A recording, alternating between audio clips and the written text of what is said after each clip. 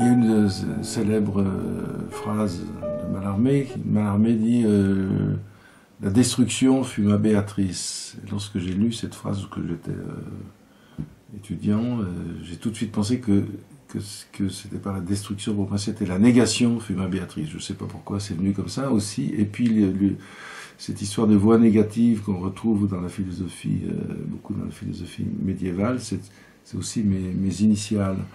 Mais dans le fond, comment expliquer, je relie ça à la respiration, à une conception dialectique de la respiration. Il me semble que la respiration animale, la respiration des animaux humains que nous sommes, aussi la respiration animale préfigure la pensée, que la pensée respire, l'idée que la pensée respire, qu'elle détruit, qu'elle renverse les mots, qu'elle les remet en jeu en les faisant passer par l'asphyxie. Voilà. L'idée d'avancer par la négation. Voilà. Donc j'ai inventé ce mot de niement, qui n'est pas du tout la négation, mais qui est un processus de vie par la négation, parce qu'il me semble que la respiration est aussi la traversée de la mort 800 fois par jour, ou 1500 fois, je ne sais pas combien de fois on respire dans la journée. On renaît tout le temps. Voilà. D'où ce titre. Ce livre repose, j'ai souvent l'idée que les choses doivent reposer sur 4 pieds ou 4 roues.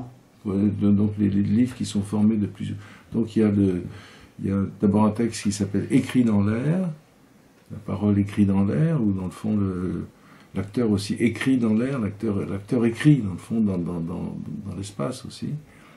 Il y a un texte qui s'appelle L'acte de la parole, et puis Niement, où j'ai essayé de creuser, mais dans le fond c'était des textes de réflexion que je reprenais, mais dans le fond je les ai plutôt fissurés et ouverts que confortés et rendus plus logiques ou plus didactiques. Enfin, je sais pas comment dire, j'avais l'impression qu'il fallait que le langage soit fissuré, ouvert, et que ce soit le lecteur qui l'achève.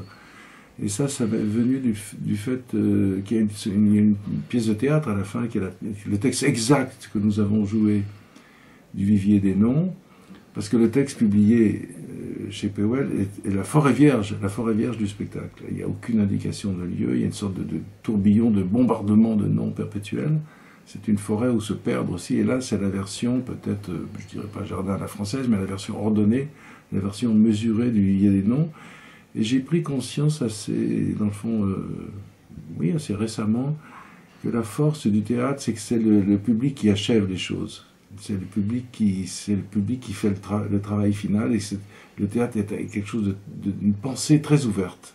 C'est jamais fermé. Si c'est fermé, ça devient autre chose. Voilà. Mais que l'ouverture des paradoxes, c'est l'endroit de la pensée paradoxale. Donc ces textes sur le langage, le latin, la respiration, etc., j'ai cherché plutôt à ce qu'ils soient jusqu'où je pouvais. Ils sont sans résolution, enfin ils sont sans aussi autant de questions, et c'est au lecteur de terminer les choses. Il faut pas le langage doit ouvrir, il ne doit pas refermer sur un dogme, une mécanique, une personne, mais il doit œuvrer en face, ouvrir celui qui lit. C'est très beau qu'un livre, ça s'ouvre avec les mains. C'est beau aussi ce mot d'ouvrage, d'ouvrement. Voilà. Et c'est très beau qu'un livre s'appelle un volume en français. Parce que dans ce volume, il y a l'espace, le miroitement de l'espace, le pluriel du livre, et pas la surface plate du langage. Il me semble que toute représentation superficielle ou de surface du langage est un faux. Toute représentation, sujet, verbe, complément, signifié, signifiant, etc. Que le langage peut se penser que dans l'espace et dans tous les espaces, parce qu'il n'y a pas un espace pour la pensée, mais tous les espaces sont des espaces de la pensée. Le théâtre, ton cerveau, cette pièce, le livre, la page du livre, la scène, le langage est toujours confronté à l'espace, et il est un jeu avec l'espace et un retournement de l'espace. J'ai toujours été très guidé par une phrase extraordinaire de saint Augustin dans le De Trinitate. Il dit « Le langage s'entend, mais la pensée se voit ». C'est une chose tellement évidente que la pensée est une figure en mouvement dans l'espace, qu'elle remet l'espace en mouvement. Mais c'est vrai que j'ai été irrigué quand même par la pensée médiévale, la philosophie médiévale. J'en ai lu quelques-uns, j'en ai beaucoup feuilleté, ils sont chez moi. Enfin voilà, parce que un jour, j'ai découvert que qu'est-ce qu'on apprenait au collège de Thonon et ce qu'on apprend peut-être encore ici, c'est qu'entre Aristote et Descartes, il y a la nuit noire du Moyen Âge. Tout d'un coup s'ouvre cette période extraordinaire et j'ai découvert une caverne d'Ali Baba je peux dire, qui m'a nourri, c'est vrai. Une autre caverne, quelque chose qui était d'autant plus attirante qu'on me l'avait caché. Je veux dire que le Messie, c'est la parole.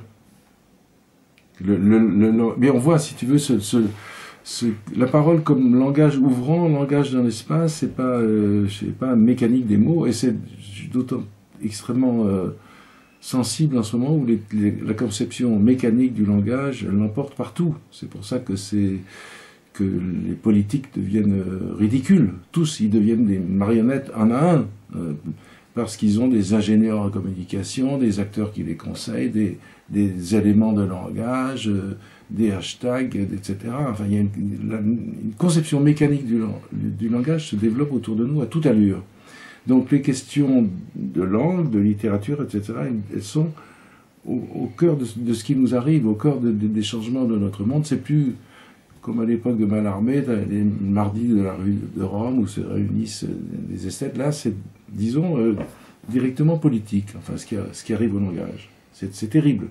Les éléments de communication, j'ai entendu l'autre jour quelqu'un qui enseignait à Sciences Po,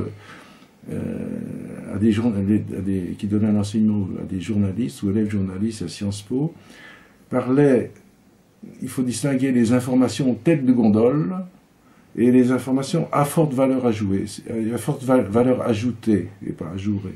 Ajourée serait... Bon voilà, donc cette mécanisation, cette conception complètement morte du langage, elle est autour de nous et elle donne des résultats catastrophiques. Elle produit des fantoches au pouvoir. Enfin voilà. Parce que ce qui arrive dans certains pays, ça va nous arriver aussi.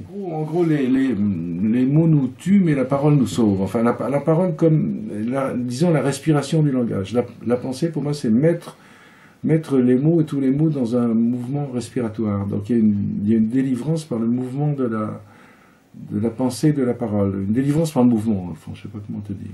Et puis, disons donc, ne pas retomber, parce qu'on retombe tout au sein dans l'idolâtrie des mots. Parce que je pense que l'homme est naturellement idolâtre, un animal idolâtre. Voilà. Et idolâtre des mots, et tous les mots, tour à tour, deviennent des idoles, et il faut détruire les idoles. Les déstabiliser, en tout cas.